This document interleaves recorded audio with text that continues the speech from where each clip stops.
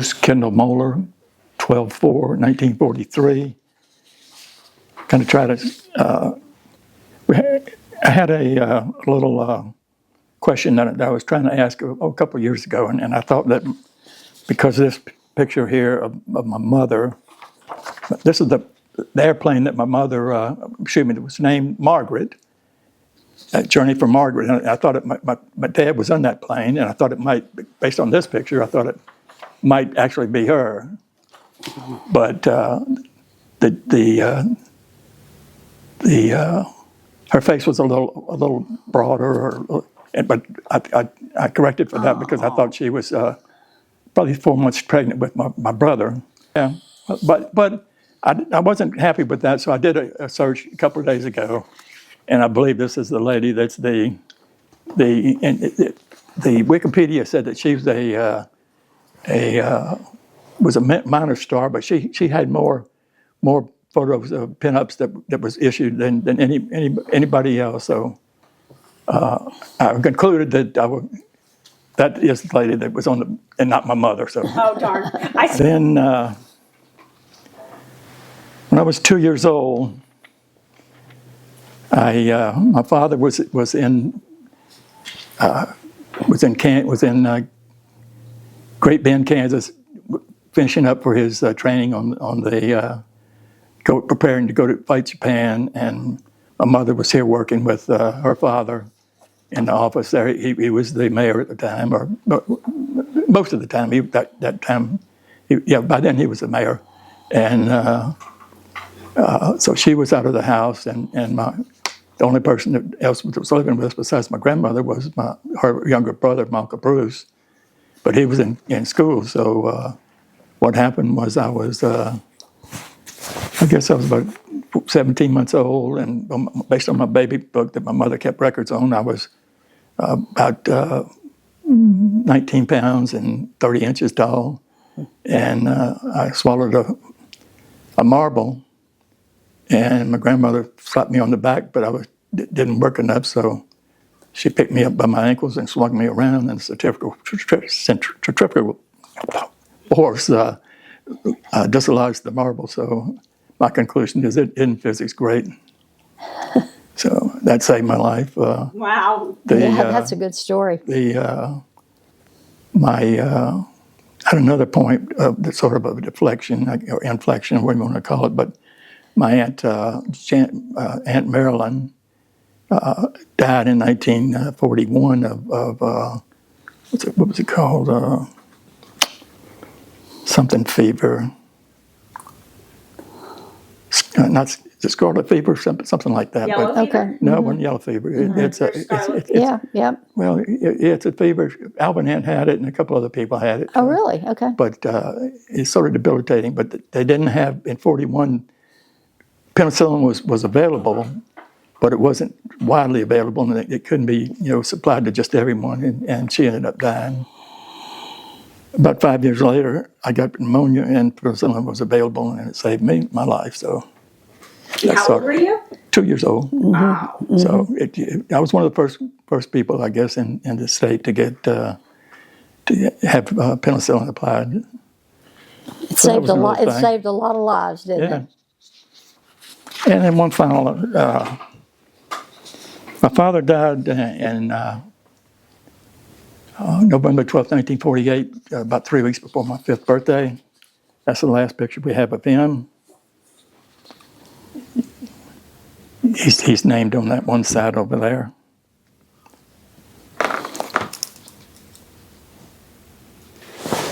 The sketch. This is the sketch of the accident. It was an accident. It wasn't a crash, or he didn't. His plane was actually the B-50 right over here, and it was parked 2 lanes off 2 runways away from where this plane was trying to kick. It was a C-47, and it lost an engine. He had to what they call feather the thing, and it traveled 1,800 feet, and you can see the collision there. The 6 men in the front were killed. The 5 men in the back got out. If his plane had been turned around, he'd be alive today. Wow. So. Wow. course, that means that I probably wouldn't be here, or because he would have stayed in the service, and I'd probably graduated from some other schools or whatever. But that's just the way things work. Bruce, tell us where your home was when you were young. Well, it's 29 Government Street. Excuse me, 27 Government Street, which is right across from Steelman Grocery Store. Right across from Steelman's Grocery. We remember it well, and I remember your mother well. Yeah. So it brings up the question: what did your mom do to support the family? Well, there wasn't. Let me say it this way.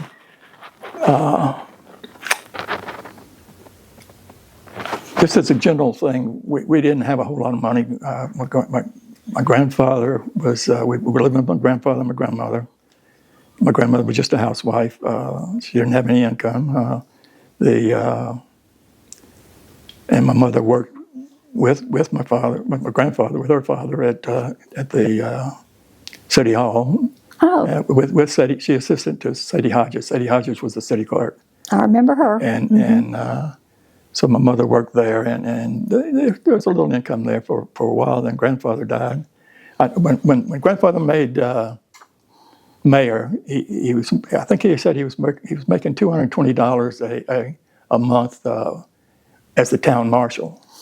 But the mayor wasn't paid as much because he wasn't supposed to be full-time. So they had to make some sort of special compensation for him because, one, he was handicapped because he'd had a stroke. Mm-hmm. And so I don't know what kind of compensation they made for him, but I guess he got paid a little bit more than $50 a month. But if he didn't, then I don't know how they survived, to tell you the truth. But one of the way we survived, I guess, is everybody pitched in, and you know, we didn't go out and eat very much. I can't remember going to Henrietta's, but we did order soft crabs from Grace Seymour and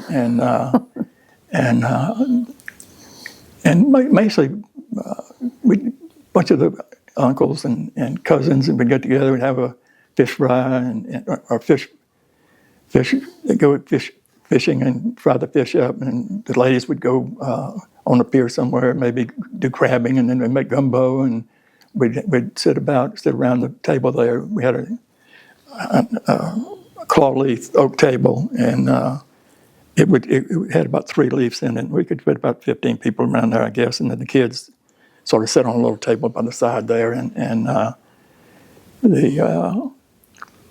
when they fried chicken, seemed like the older people got first choice. Or we always ended up with we didn't get the breast, we got the. I'd go for the wings because they had a little white meat on it, and Donald always ended up with the drumsticks. So, but Donald's my younger brother who passed away about 2 years ago. Okay. But tell us what you were like as a child. What did you like to do? What did you like to play? Well, let me start a little bit before that. Okay. After my father died, I don't know if you really want this story or not, but maybe you can delete it. Yeah, sure. Sure.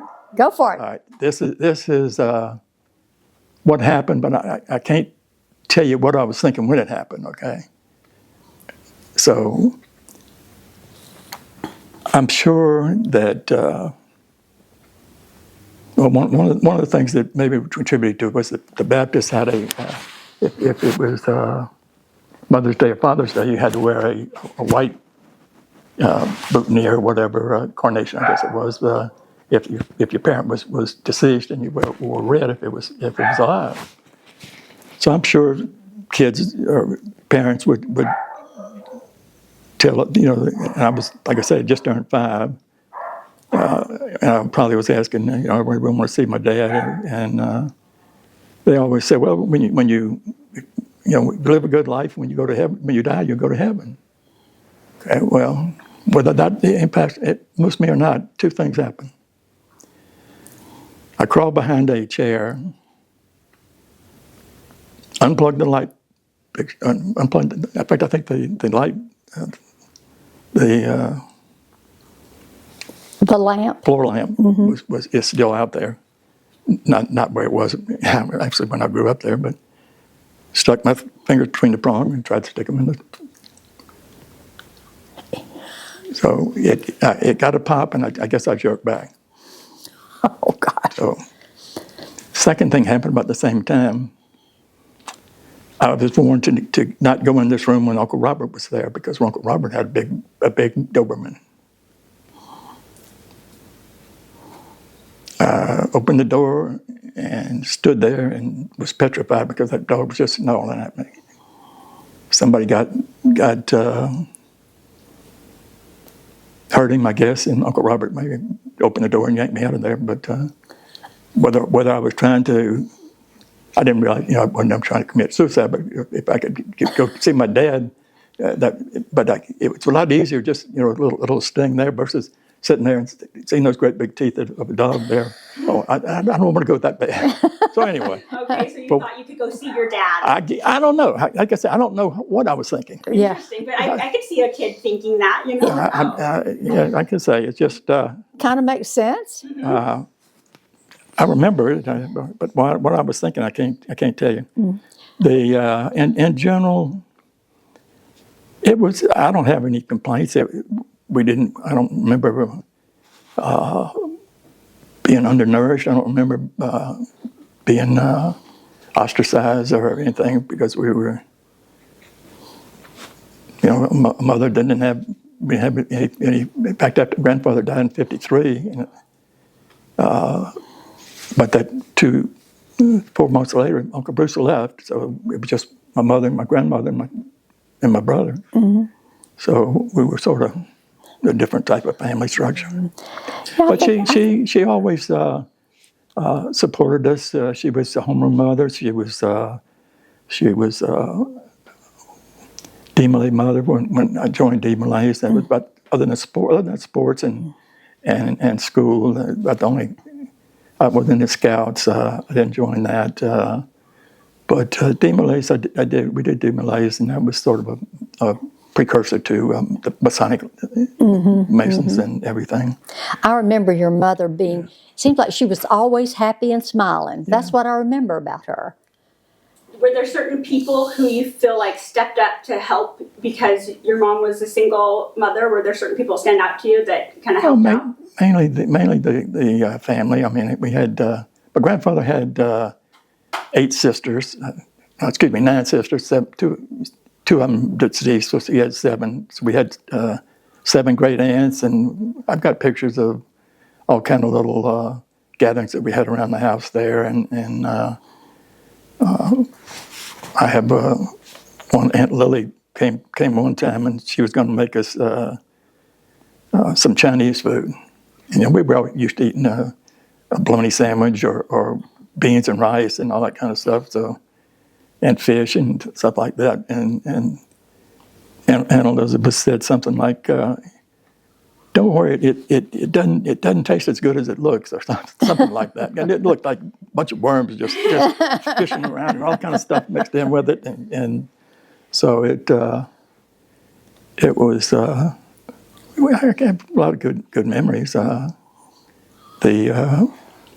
guess one of the best helps we had was the Robert Renfro, who married my mother's older sister, Lily Miller, and they lived in Moss Point, and he was always helping, especially in 1957 when we had to have the house rewired, and he got up in the ceiling there, and he had his younger son. Stephen, I think, even got up there and helped him. Stephen was probably about maybe 8 or 9 by then. And I don't know if you know Stephen's background. Worked at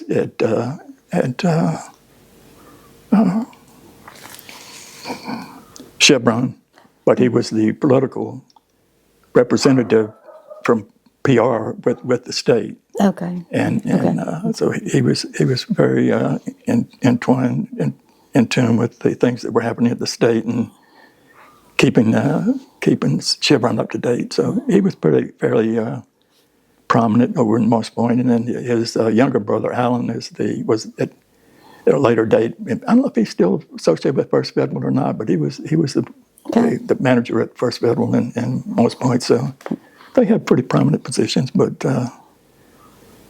Yeah, trying to think anybody else. I guess the Fayard family, especially Beryl Fayard, she was Jimmy Odenbeck's mother. And Jimmy died in around 1960, 58, 59 or 60. And he started in the same grade as I did, but he was later, I guess I jumped ahead of him, or he fell back, and he was killed in a gun. And then Beryl remarried, and I got pictures of my mother at her second wedding. So they were drinking champagne. So so I guess they were having a good time. So, but Okay, well, Bruce, who were your friends when you were little? Because you lived right in the middle of town. Who were your buddies when you were little? It was pretty much my cousins, and then Jerry and Terry Miller, and I didn't know Travis then. I didn't. It was sort of strange. It seemed like the Catholics lived from Porter towards the beach, and the rest of us lived on the other side there. Or I don't know if it. Now, were you Baptist or Methodist? Well, I was raised Baptist, but my grandmother Mohler was Methodist, so it was sort of in between. And my mother went to the MUW with my dad and stuff like that. So it was just sort of one or the other. Okay. What did you and your friends do? What did you play? What did you have fun doing? Yeah, we had marbles. We had. It all depends on what age you're talking about. Denver and I were close friends from like 56, 57, when he transferred from Biloxi, and his parents moved over here, Denver Glacier. And then we competed against each other in Pony League baseball, and we played basketball together, and we used to have the side yard there. During the off season, the grass would grow up, but when we were practicing basketball, it was just solid dirt. But it was nice and even where we could practice our basketball. Good. But and then we younger age, Joseph Lyons and I were really close. In fact, I've got pictures of Joseph when he was about 10, maybe 9 months old, attending my first birthday. Oh my gosh! Oh my gosh! And his mother, her husband had been killed in the war also. Although mine wasn't killed in the war, he was killed in service. They were actually preparing the B-50s to use to patrol the Aleutian Straits there between Russia and make sure they weren't trying to do anything funny with us. But in fact, he actually, in 47, he actually attended a special 2-week camp at Eglin Air Force Base to evaluate the equipment that was going on the B-50. Wow. That was going to be able to operate at those lower temperatures. So it was top secret. And I've got a authorization for him to enter the building. Oh my goodness. Things like that. Well, my mother kept just about everything. Yeah. That's one of the reasons I feel obligated to try to accumulate it and archive it and get it in logical. I've got about half of it done probably, but I've got a notebook of his homework from 58. Oh my God. From 38, 30, and 39, and 37, and 36. Oh my Algebra gosh. homework. They had, I think he had French. I think they didn't have Spanish back then, but and they took some Latin, and my grandmother Mohler was jumping around, but she was just such an influence on the boys there, and Shirley too. Aunt Marilyn died early, so but they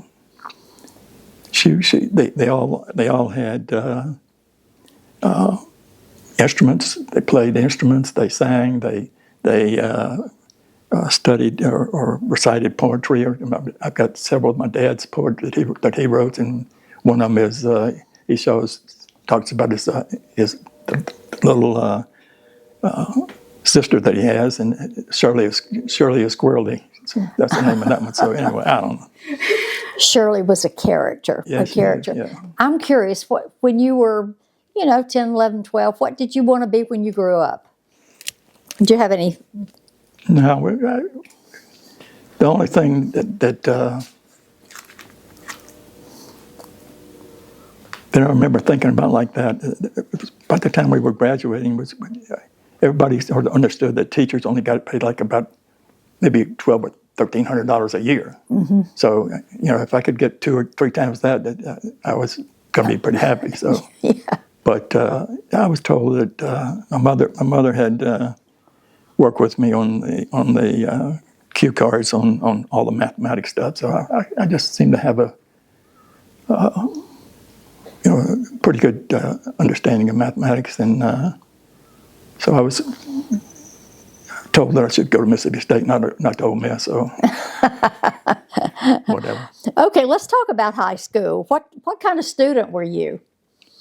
My best year was my junior year. I guess I had about an 88, 89 average going into my junior year, but I got hurt in football. I only played about half the year in football.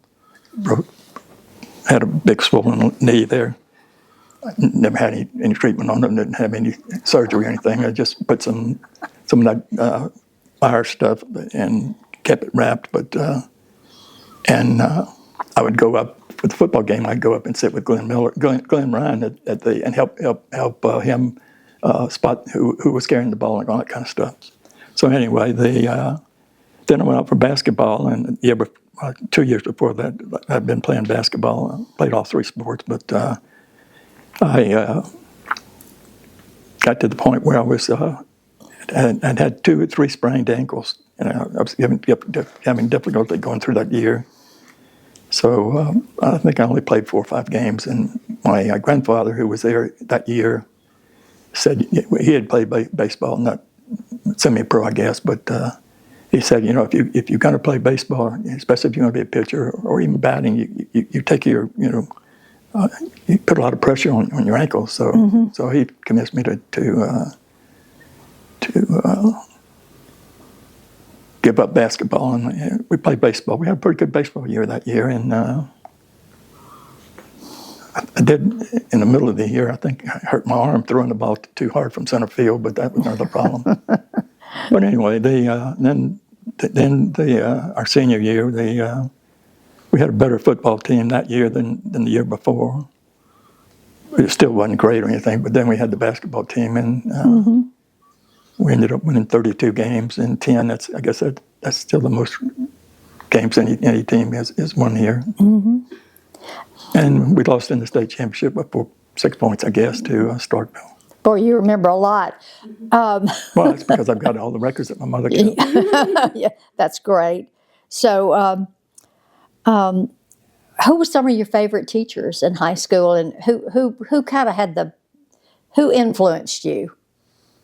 Well, sort of a negative influence. Mr. Richardson had a policy that I don't know if it was geometry or solid geometry.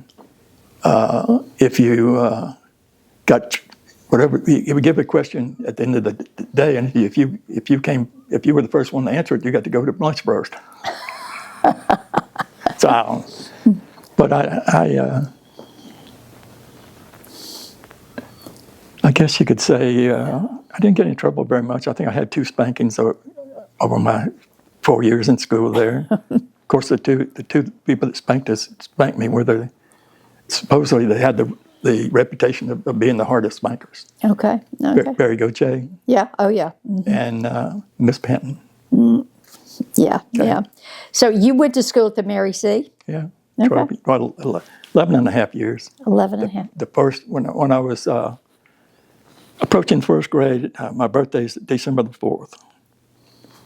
The state had a record, or had a policy that if, this was a year before that if you were born after January the 1st, you couldn't start school. Well, that year they changed it to December the 1st.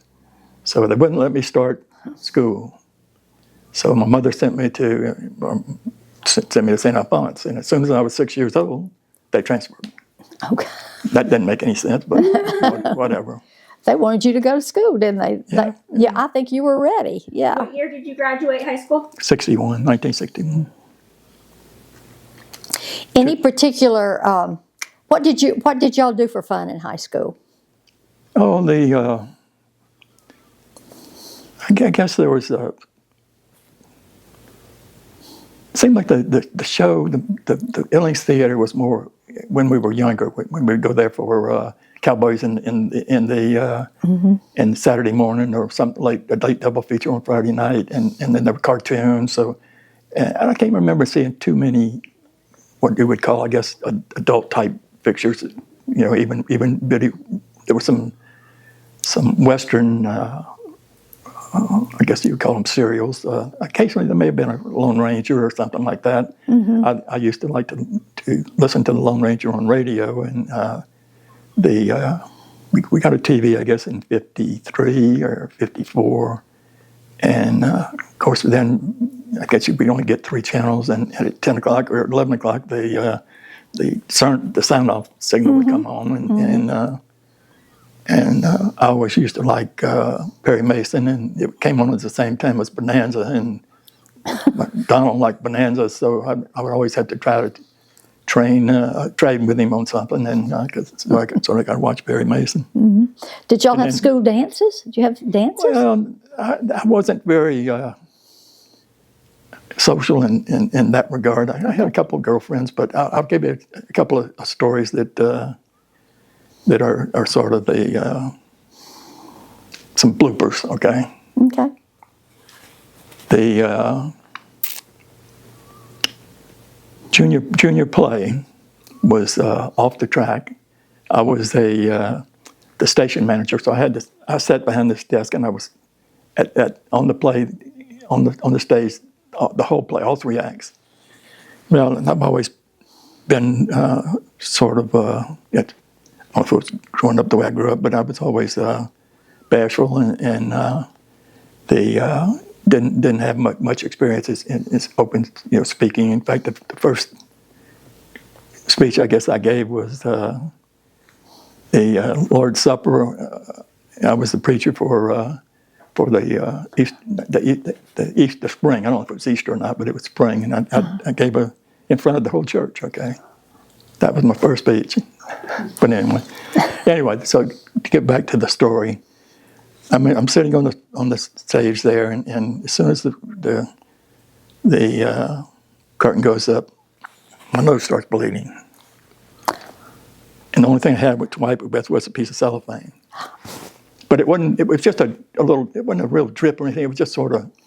It wasn't anything major. So I got through the first act there, and I guess in between acts there, they got my nose, held my nose back, and they put that stuff in your nose or whatever. But anyway, they got to stop.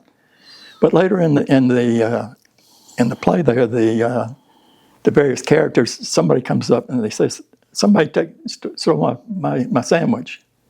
So I'm sort of the man in charge in the station there. So I start. Investigating, and we get to Kay Pickard. Remember Kay Pickard? Anyway, she was always prissy and primey and really dressed to the nines, even just in regular day school days.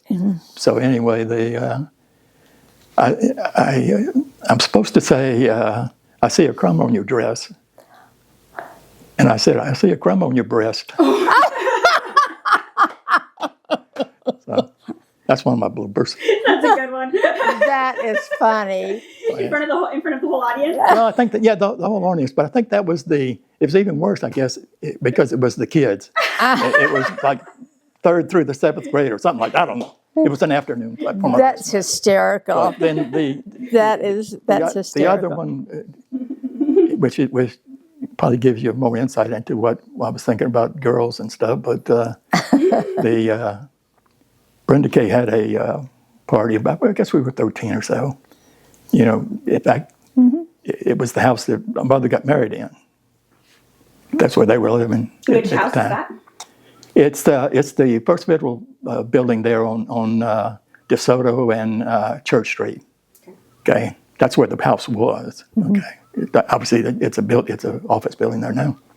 But anyway, my mother always said that if she always tried to get Brenda Kay and me together, but because we had the same initials, BKM, and she thought that was important. But anyway, she always said that if Donald was going to be a girl, that's what they were going to name her, Brenda Kay Mohler. So anyway, that's just an aside. But anyway, the party I think was on what do they call it back then, where the girls could choose. Sadie Hawkins. Sadie Hawkins Day, right? Sadie Hawkins Day. So they had a game where if you just sort of got out, and if the girls could catch you or touch you, you had to kiss them. Well, I was so smart that I avoided every one of them, and it wasn't smart enough to stop and let them kiss me. So that's the way. I don't know. I just wasn't that I was afraid of them or anything. It was just who knows what I was thinking. That's a funny story. How old were you? We were about 13, I guess, 12, 13, around in there. Hey, you're not thinking about kissing girls. Not quite. Almost. Well, no, there were a lot of boys there that we let the girls kiss them. Yeah. Girls are thinking about kissing boys. So I don't know, whatever. Okay, let's talk about Ocean Springs and what it was like when you were in high school. So what do you remember about Ocean Springs when you were in high school? What personalities in town, what businesses and so forth do you recall with fondness, or maybe not, just you recall? It's hard to, maybe I was just so self-contained that I wasn't attuned to, like, one thing I remember, one of the city elections was for an alderman, and my Uncle Herbert and my cousin Edmund Matheny were running against each other. So, that's a family type thing, but it's sort of, yeah. But, of course, I was closer to the Uncle Herbert than to Edmund. Although Edmund's son, you remember Mike Matheny, right? Oh, of course. Yeah. Mm-hmm. So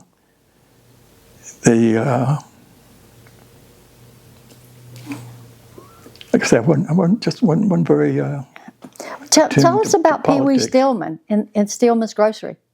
Well, I mean, again, I was sort of a homebody, and I would go to Stillman's. My grandmother would give me 25 cents or 10 cents to get some quarter pound of bologna for lunch or something. We just, it was never, I don't know, just. Okay.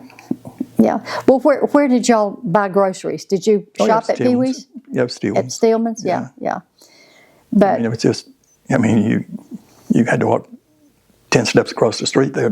So where would you go right somewhere across else? the street. Right. Yeah. There was the other store at the Black and White down there. I guess occasionally we would find something there, but not very often. Yeah. What's the Black and White? It's Phoenicia's. Oh, okay. Okay, that was Black and White grocery store. Okay. And one time they had red and white, I think. Okay. Did you go to Loveless drugstore? Well, we didn't get much medicine.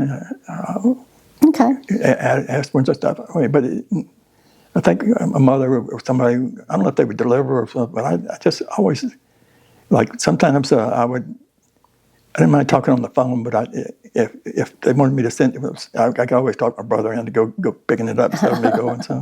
Who was your doctor back then? Oh, it was Dr. Frank Schmidt. Dr. Frank Schmidt. Yeah. Did you go down to the beach often? Or not? Was that not your thing? No, that wasn't my thing. Like I say, I was playing baseball in the summer. I was playing football. I was playing You were basketball. You were a big football star, weren't you? Oh, no, I'd say big. I was pretty good. I mean, I made all conference my senior year and other things like that. But I guess the other thing that I had going on was I love to read and collect books. Okay, I think I ended up when we started. I guess 5 years ago, Martha said, "We've got to do something with these books. What are we going to do when you're gone?" So the 2,600 books that I had since at that time, we're down to about 800 now. The library hooked up with St. Vincent de Paul, and they sold a bunch of books over there for 4 years. But then St. Vincent de Paul closed, and now Sabrina has developed a program for about the last year. She's been selling some of my books on A-Books. Okay. And I guess she sold about 100, 115, and I think it's raised about 5,000. Sabrina? She's the president of the Friends of Friends of the Friends library. Library now. Okay. Right. Okay. Were there any particular characters in Ocean Springs that stood out to you as you were growing up? No, probably we had some relationship with the Morans because although Russell was several, I guess 8 or 9, 10 years, 12 years older than me, but he was real good friends with my two older brothers, uncles, B and Richard, because they were in the same gate. Although Russell went to private school, I think, because I've got a picture of him in about the 5th grade. And it's not a 5th grade picture. It's just he was in the band that year because the bands were so small. They had to bring up all these kids that had were 5th grade, 6th grade, Exactly. 7th grade. If they had any kind of training in any of the instruments, I think he had a saxophone. So I've got one picture of him. But I think, as I recollect, he went to private school somewhere. Yeah, probably so. Well, so you've seen a lot of changes in Ocean Springs over your lifespan. What are some of the pros and cons you see of some of the changes that have been made? Well, I guess it's more of a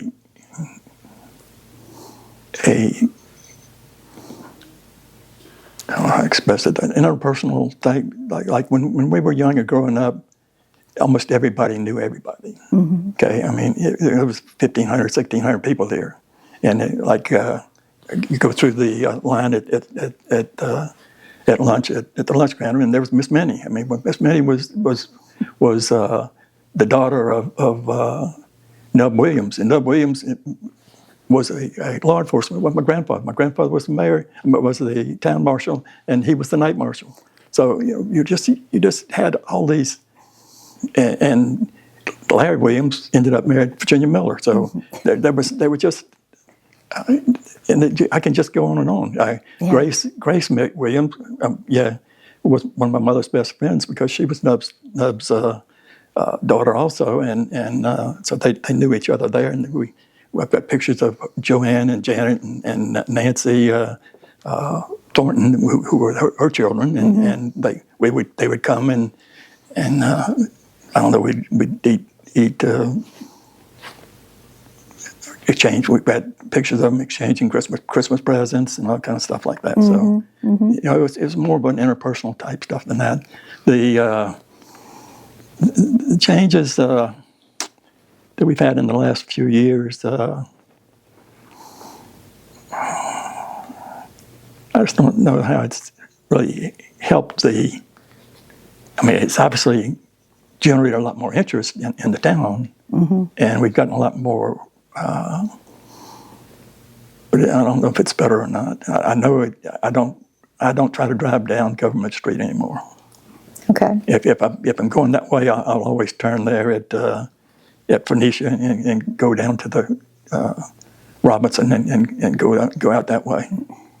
But I don't know, just Yeah. Well, yeah, we're about what 18 to 20,000 now, somewhere in there. yeah, And we've been 15 or 16 for several years though. I mean, oh yeah, counting the outlying area there, but it never seemed to be quite that crowded. yeah. But even the I don't know if it's just the number of people. Like when I was starting in 1970s and 70, early 70s, working at Ingalls there, I can remember and I think we didn't have 4 lanes going over that way then, and it didn't seem nearly as crowded as it is now. So And we had 25,000 people working there then. yeah, yeah. So that's what I want to ask you about. Where did your education, where did your career take you? Well, I was a graduated in Mississippi State in 65, and then stayed and got a master's degree in mathematics in 66. And first job was with Boeing in Huntsville, Alabama. We were working on several projects associated with the space program. And strangely enough, I had an interview down in Florida with IBM, but I got this job with Boeing without having any interview. It turns out when I get there, I'm working for Gene Santamont from Biloxi. That's Not Santamont, excuse me, Gene Perisich. Perisich. Okay. Gene Perisich. Okay. Wow. And how long did you stay there? I stayed there a little over a year, and then Ed DeConey had been in fact, Ed DeConey had been in Huntsville, and just about the time I got there, a few months after I got there, Ed transferred down to Eglin Air Force Base. He left, so some of his buddies, he recommended me, so they signed me up, and I moved into his apartment there. And I had known one of the guys that was living there because he was in mathematics also. Okay. Stanley Moorhead, and the other 2 guys that were there were I don't know if they were twins or just brothers, but Barry and what's the other one's name? Guines, Guynes from Jackson. Okay. So they were in there, and after that, Ed called me up and said, "Hey, I got this job where I'm working down here." He was working for Booz Allen Applied Research at Fort Rucker, and they were doing computer simulations to determine the proper alignment of the helicopters in fighting in Vietnam. So I transferred down there. We lived in what's the name of that little town there?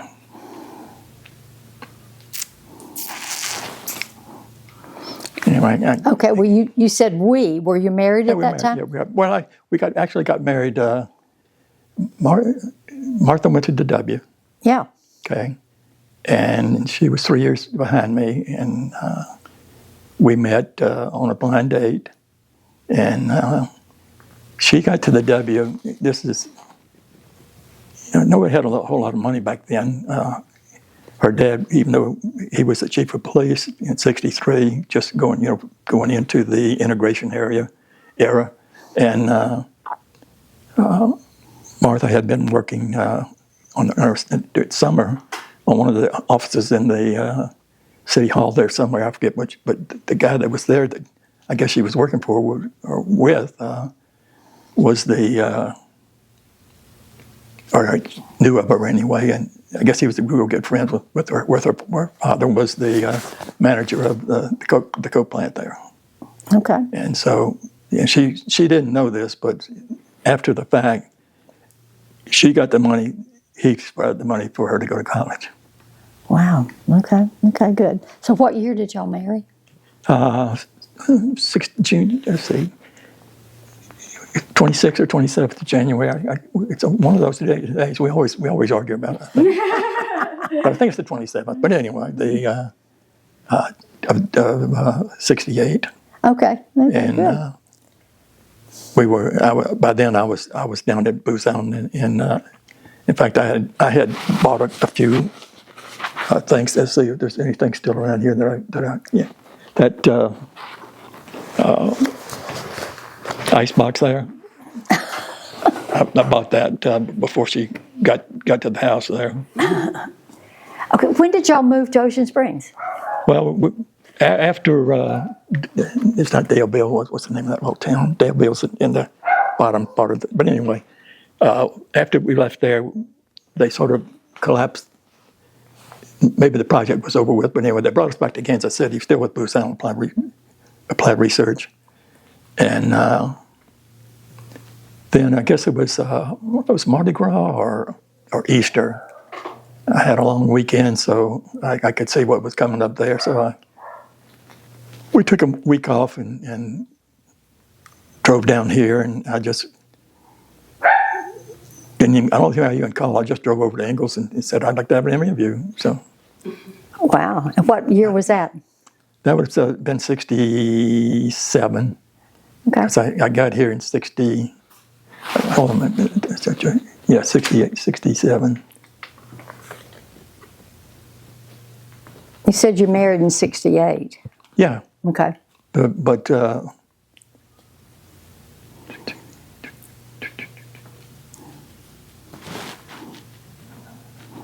when was Camille? 69? 69. Yeah, okay, yeah. We got here in April of, that was another story. After that interview, a couple of weeks later, they called me and said, "Hey, come on down." And I think I paid for my own U-Haul to no, I think they did at least transfer my pay for the because we didn't have a couple of beds and a table or. But anyway, I got down here and it was Monday, April the 1st, and I said, "Hey, we just got here a long weekend, so I don't want to start my career on the 1st of April." So I checked in on the 2nd of April. Okay. Okay. What did Martha think about moving to Ocean Springs? First time Martha had some shrimp, she said, "Where's the breading?" She was from Pine Bluff, Arkansas, and they were duck country and cotton and all that stuff. And of course, they weren't really prominent or didn't have a lot of money either, but it's just the way it is. She got her English degree there, and she later got a master's degree at what's the William Carey? Yeah, William Carey. Right. Okay. Did you have any jobs when you were a kid, like in high school? No, just playing sports and one summer, I don't know if it was if it was this summer after I graduated. I guess my first real job, a friend of mine, Bubba Harris, James Harris, because was he in your class? Mm-hmm. Yeah, and they lived two stories down from me, and he was the manager at a shoe store in Biloxi, and so Griders? No, it wasn't Griders. Okay. It was what was the name of that other store? Anyway, I think he retired. He actually went to Jackson and ran the shoe store up there for years.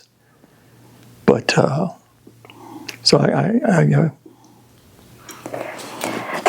went with that's probably the only real job I ever had before anything else. You had a great career, though. Well, I had 35 years in Ingalls, and we built over 110 ships for the Navy, plus 4 ships for the Israeli government, and we did pretty good. Mm-hmm. Sounds like it. Sounds like it was great. Do you enjoy retire? Have you enjoyed retirement? I don't. Yes and no. I mean, the only thing I miss about work is the problem-solving portion of it. It was fun. But I've really enjoyed the historical stuff that we've been trying to collect. And sure. Oh yeah, you've that has consumed a lot of your retirement time. I think it sounds like to me. Well, that plus collecting all these things for all these estate sales we've been going to. Do you still go to those? I went to one a couple of weeks ago. We bought a few things. In fact, I think we bought this rug about 2 weeks ago. Oh, really? Oh my God, It's beautiful. it is I beautiful. really like this one too.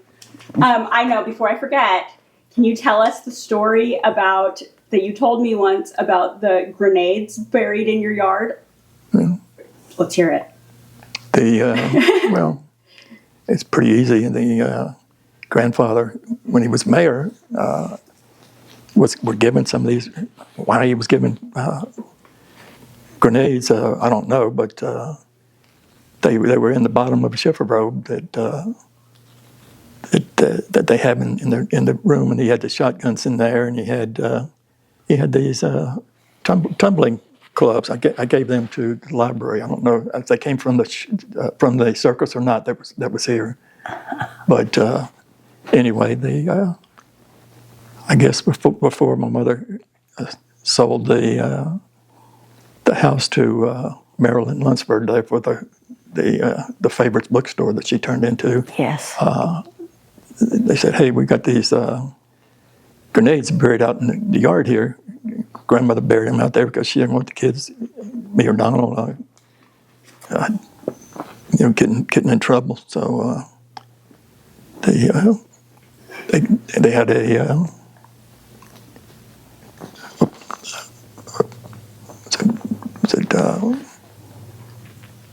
what's the place up there outside of Hattiesburg? That's the Camp Shelby? Camp Shelby. Camp Shelby. They brought some ordnance people down there and dug them up, but they weren't positive anymore. They couldn't hurt anybody. Because she buried a bunch of could. grenades in the yard so the kids wouldn't go out there, so they had to defuse them. That is crazy. That is crazy. Well, what are some of the most important lessons you've learned during your life? Well, just recently, I always remember my Uncle Robert, and he just kept exercising. He kept being active. He kept, and I'll tell you a little bit about him in a minute. But I recently got to the point where I was not very mobile at all. Okay, and in fact, I wasn't quite bedridden, but I took it upon Martha convinced me to go ahead and sign up for physical therapy.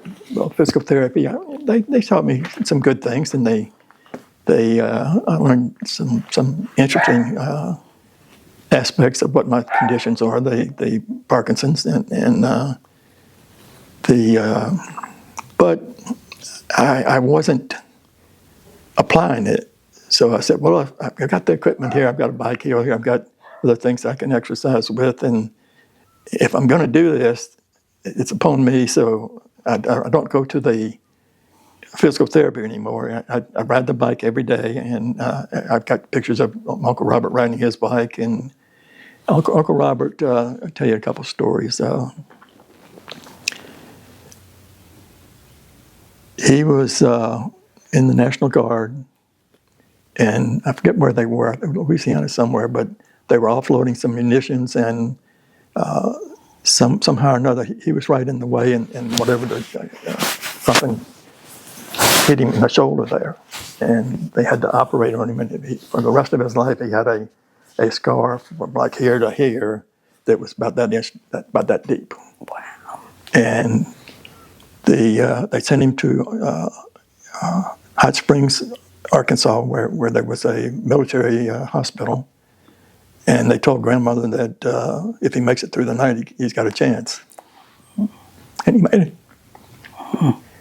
Then in 1947, the hurricane, he had developed I guess he was working at Ingalls, I think then. He was in between going to Perk and this was after the war, but he played some football that he tried out for Tennessee, and they wanted him to stay, but he got homesick and came here. Then he wanted to go to Alabama, and they wouldn't. I guess they insure him because of the scar. They don't want to mess with that. So he ended up playing at Mississippi State for a couple of years. But anyway, this was 1947, and grandfather was overseas, and which he was most of the time. And grandmother had him in the car, and they got to the going to the Biloxi Hospital, and then they were at the bridge there in Diabloville, going across Back Bay, and the police stopped and said, "You can't go." Grandmother said, "If I don't get him across there, he's going to die." So she drove him across the bridge there. It was probably right before I mean, it wasn't during I don't mention it was during but it was still pretty windy then. They didn't want anybody going across. But anyway, she did, and he came out okay. He was a fabulous guy. Yeah. He was at the station down there where Knuckleheads is now. And he and his sons worked down there. How many sons did he have? 7? We had 7, yeah. 7, I think there's 4 left now. They're all hard workers. Yeah. But Robert was such a gentleman. He'd always come and wipe your windshield for you, pump your gas for you. Yeah, that's something about Old Ocean Springs that was dear. That doesn't happen anymore. Those people stand out, those memories. That's really neat. Yeah. Okay, just any final word that you'd like to say, that if you have 2 sons, and how many grandchildren? 3. 3 grandchildren. Any words of wisdom for those grandchildren about life, or anything you want to say? Just follow your beliefs, follow your heart, follow your whatever inspiration you have. Good.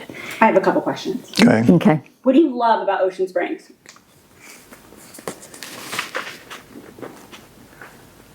Well,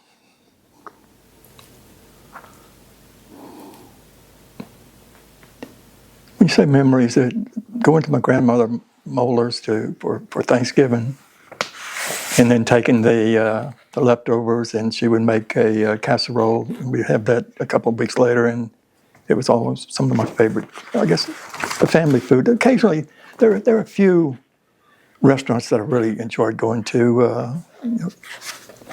I don't remember too many nice bookstores here, but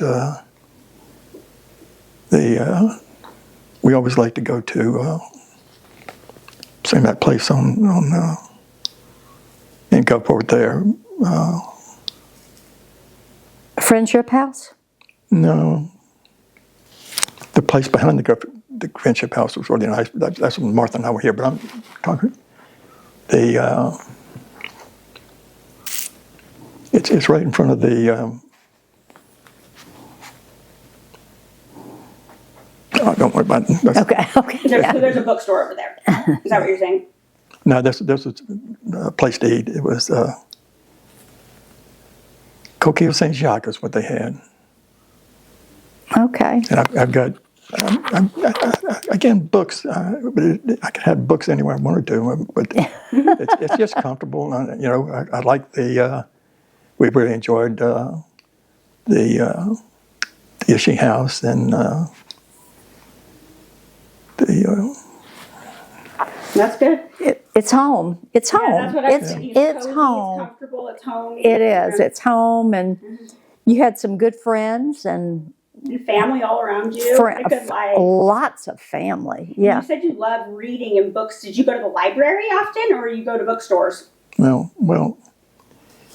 the only time I can remember going to the library, right after it opened in '54, as part of the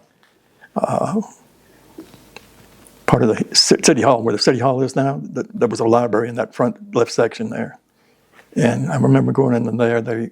I was trying out for football. Again, this is sports. Trying out for football, so I went down there, and they had a book that everybody told me. My dad was an N, my uncle was an N, so I was going to be an N. So they had a book on how to play N. So I went down there and read it, and that's how. I don't remember ever going to the. That's amazing. The library because my grandmother Mohler really had a nice little library out there, and she has When my Aunt Shirley was born in 35, she was listed immediately on the book in the. Started again. All right, you're going. She was immediately included in the book club from New Orleans, WDSU or one the Times-Picayune, I guess. They had a book club, and I've got a list from the Times-Picayune saying who was in that book club: my Uncle Donnie, my Uncle Budgie, and then Aunt Shirley. So she always had books. Mine was my mother was always, I don't know how she did it, but she always came up with $1.50 for Hardy Bar books and 25 cents for a couple of packs of baseball cards. So that made me happy. So. Awesome. What are your favorite kind of books? What are your favorite books?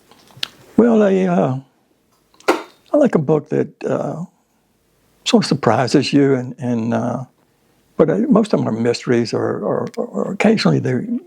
When I was younger, I was really enthralled with the historical mysteries, not mysteries, historical novels. Thomas B. Costain, The Robe, and a lot of religious type of histories, not necessarily from a religious standpoint, but from the standpoint that they were stories about those people and what they were doing and how they grew up. So you like to read historical fiction, it sounds like. That was part of it, but I gravitated to. I'll give you an example. I had this guy named Mike Shane, and he wrote some books, and part of the character of the book was he drank had a special drink. I don't know if it was a Brandy Alexander or something like that. Well, when I was reading that book, I'd get comfortable, and I'd get me a Barks cream soda and put some milk in it. And I was reading, so I'm reading this guy, and I'm trying to, try to emulate him or whatever. I don't know. Identify with him. Yeah, You immersed yourself. yeah, whatever. So that was just a quirk that I had, I guess. I like that. You made it come alive. Well, I don't know about that, but it just quirk. Yeah, I would have thought you would have enjoyed a lot of nonfiction, technical stuff, but I was wrong, I think. That was more work. I mean, that was not necessarily enjoyment. I mean, I had a nice mechanical engineering teacher, draftsman for drafting and stuff like that at our senior year, a guy named Fernoglio or something like that. Fernoglio.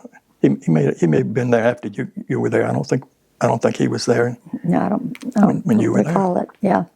But I do remember Mr. Brody. Yeah. He's in one of the short little snips on that. Oh, is he? Okay. Yeah. He's standing right next to Perry Gauthier. Mm-hmm. And I know Bruce has kept up with his high school friends. I used to see y'all at Phoenicia for breakfast a lot of times. Is that is not going on anymore? There's only 2 or 3 of us left. Yeah. In fact, Denver's not in very good shape. Bill's not in real good shape. Of course, none of us are in great shape, but Joel's doing pretty good. And but harder to get together when you have mobility problems and that kind of thing. So What got you started in documenting and archiving history? Like, what's kind of given you that drive? Well, my mother saved it all, so if I throw it away, I'm wasting her life. Mm-hmm. What do you enjoy about it? But you like it too. I do and I don't. It's daunting because I can show you that. I'll send you some pictures of all the boxes that I've still got that I haven't gotten through yet. oh my gosh. Let me help you. I keep telling you I can help. But, no, it's So you were doing it for your mom and for the future generations, basically. yeah, pretty much. Yeah. Well, I thank you for all the work that you've done. You've done so much. You've taught me a lot, and you've done. I mean, if you weren't doing what you're doing, it would never happen. So you're making a big difference. Well, there was another thing I was thinking about. I'm sort of was fortunate not only that I was an obligation from my mother's, but it just seemed that just your 2 or 3 years and my 2 or 3 years, there was Sandra Van Cleve, there were Joe Girard, there was all of these people who were the second generation of the people that came before them to set up Ocean Springs, who had that other knowledge that could be passed on, and I don't know if all of it was. So, Betty, it's Betty Milstead, but it was Betty Bradford, okay, which was one of the 4 Bradford girls. One of them married J.K., one of them married the Halstead. Gordon Van Cleve. Yeah, and Gordon Van Cleve, and then the other one married Joe Milstead, which was Betty's husband. But if we could, but one of the problem is so many people lost their stuff because of the hurricanes and other things and moving and other people not inheriting it. But anyway, we just happened to be fortunate enough we always lived up on Government Street. It was high. Very seldom had any we had some wind damage, but I don't think we ever had any water damage up there. And then I was lucky enough that Mother kept pretty much all of that, and then she headed the Villa Maria for the 20 years or so she's lived there. So it was just, and then we got stuff from grandmother, and then Aunt Shirley gave me more stuff, and then Uncle Bruce gave me stuff, and then research stuff on the internet and Ancestry.com, and you can find all kinds of stuff.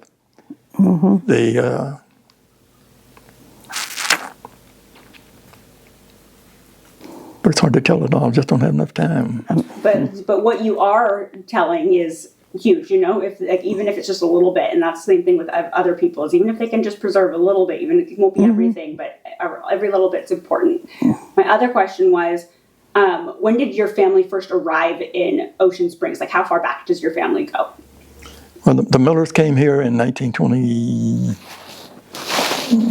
it's like 20 or 21, because my mother was born here in 21. They left after a couple of years, and I think they didn't come back until 27. They went back to Columbia, actually Bassville, where he was born, up around that area. And because I know Uncle Bruce was born here in 34, and there was they had a daughter that was in between that died early. She only lived about 2 years old. And then my dad, he got here by very circuitous way. Grandfather and grandmother Mohler were married in Brantford, Ontario, in Canada. He had worked 3 or 4 different jobs in mining, and his background was a trained mechanical engineer from apprenticeship that he had in Baltimore and Washington, D.C. And he worked in mining in California and not California, Montana, and then went to Alaska to work on some mines up there. Then he transferred to another job where he was working for the federal support to the Second World War. I forget what it was called, and his job was to monitor and assess the productivity and the craftsmanship of suitability of the components that were going into the ships that were going to sent to the end of the World War I. And they met on a trolley as she was coming home. She was about 18. He was 32 or 33.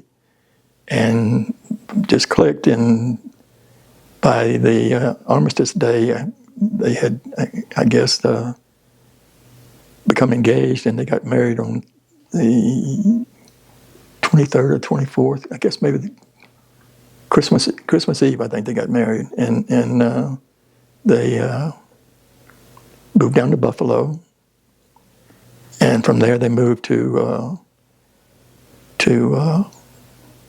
not Dallas, the Texas. I'm trying to remember the name of the town. It's okay. Anyway, from Texas they went to the Philippines. From the Philippines, then while they were in Texas, they had. Aunt Shirley tells me that they happened to see a advertisement in one of the local papers there for a suburban development over here, which was out at Seaman Road, and supposedly it had a bunch of maybe 1,000 tunnel trees, and they were going to invest in that, and that was going to be their retirement, and they were going to come back here. Well, when he got ready to come back, he sent grandmother back. He went first to the Philippines, and grandmother went back to Ontario, Brantford, and so she had three boys with her. She took the three boys all across by train, all across Canada. There, got a boat, and went all the way to the Philippines. She was pregnant with all that time with the fourth child, which was my aunt Marilyn. They stayed in the Philippines for 3 or 4 years, and in 1930, 28, 29, I guess, 28, I guess, he decided that until he could find another job, he took this other little company down there, but he sent grandmother home in anticipation because they had bought this property, and so she got to, again, she went from the Philippines to Shanghai, then she got on the boat, the RMS, Russian Empress is the name of the boat, and I've got pictures of it. And she got back to the Seattle area, British Vancouver, and then through Seattle, and then caught, trains down here, and rented some apartments or house for 2 or 3 years. And my dad went to school, at Biloxi, at Lopez, and there were some interesting things that happened there. One of the things they first got here, they had one of their neighbors and one of his classmates had a younger brother who was killed at a Mardi Gras parade. And on top of that, there was even a younger brother than that had been killed struck by lightning. Well, they were honorary. The 4 children that she had at that time, my dad and Uncle Robert were actually pallbearers for the funeral, and then the honorary pallbearers were Uncle Donnie and Aunt Marilyn, because they were neighbors to this family. So anyway, he graduated from in 1935 from St. Martin, and if St. Martin had a full 12-year program, who knows, he may have stayed out there, and mother never ever met it. So who knows? But anyway, so there's a lot of things that make things interesting, I guess. Very cool. Yep. Well, thank you, Bruce. Anything else you want to add before we shut off? Well, there's stuff that'll probably come up, but I'll call you if I think of anything else. Yes. Thank you so much.